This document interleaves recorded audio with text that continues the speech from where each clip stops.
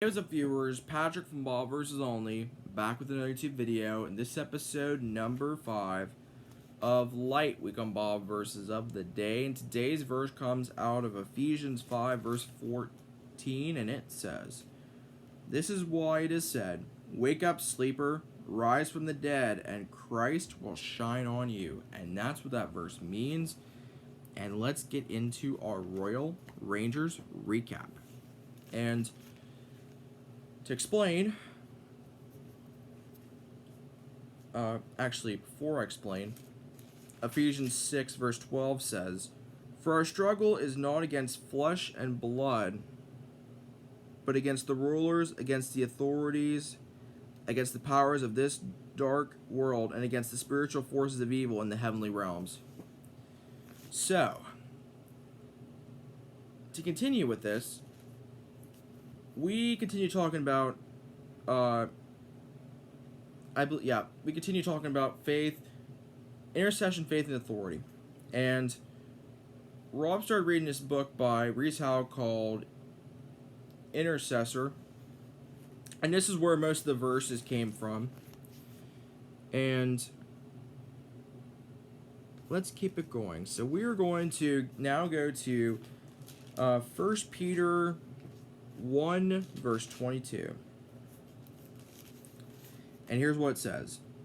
"Now that you have purified yourselves by obeying the truth, so that you have sincere love for each other, love one another deeply from the heart." So now we're going to go to, let's see. So now we're going to go to John, and we're going to start, first of all, at John 15. And this is verses 3 through 13. And here's what it says. "You are already clean because of the word I have spoken to you. Remain in me as I also remain in you. No branch can bear fruit by itself. It must remain in the vine. Neither can you bear fruit unless you remain in me. I am the vine, you are the branches. If you remain in me and I in you, you will bear much fruit. Apart from me, you can do nothing. If you do not remain in me, you are like a branch that is thrown away and withers. Such branches are picked up, thrown into the fire, and burned. If you remain in me, and my words remain in you, ask whatever you wish, and it will be done for you. This is to my Father's glory that you bear much fruit, showing yourselves to be my disciples. As the Father has loved me, so have I loved you. Now remain in my love. If you keep my commands, you will remain in my love, just as I have kept my Father's commands and remain in his love. I have told you this so that my joy may be in you, and that your joy may be complete. My command is this: love each other as I have loved you. Greater love has no one than this, to lay down one's life for one's friend." And now, sticking with John 11, verses 38 through 42. And here's what it says. "Jesus, once more deeply moved, came to the tomb. It was a cave with a stone laid across the entrance. 'Take away the stone,' he said. 'But Lord,' said Martha, the sister of the dead man, 'by this time there is a bad odor, for he has been there 4 days.' Then Jesus said, 'Did I not tell you that if you believe, you will see the glory of God?' So they took away the stone. Then Jesus looked up and said, 'Father, I thank you that you have heard me. I knew that you always hear me.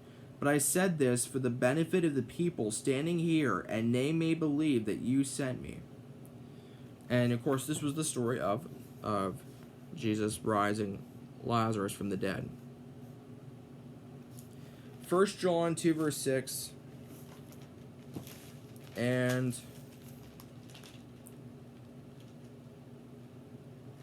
here is what it says. "Whoever claims to live in him must live as Jesus did." And finally, in Matthew 12, verse 29.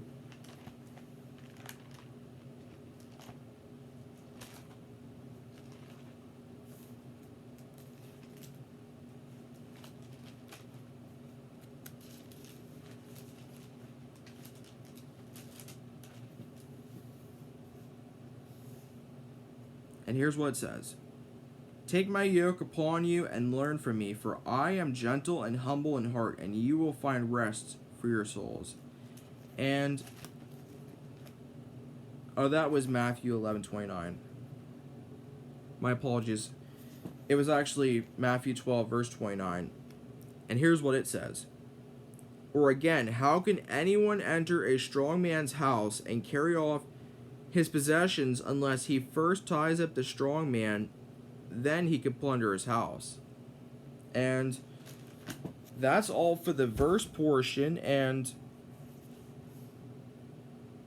the first Wednesday of September for our Bible study, we're going to start talking about intercessory prayer. And the verse to leave you with today is Galatians 5:25, which says, since we live by the Spirit, let us keep in step with the Spirit. And that's going to do it for the video. Thanks for watching. And until next time we meet again, viewers, in every way, God's way is always the best way.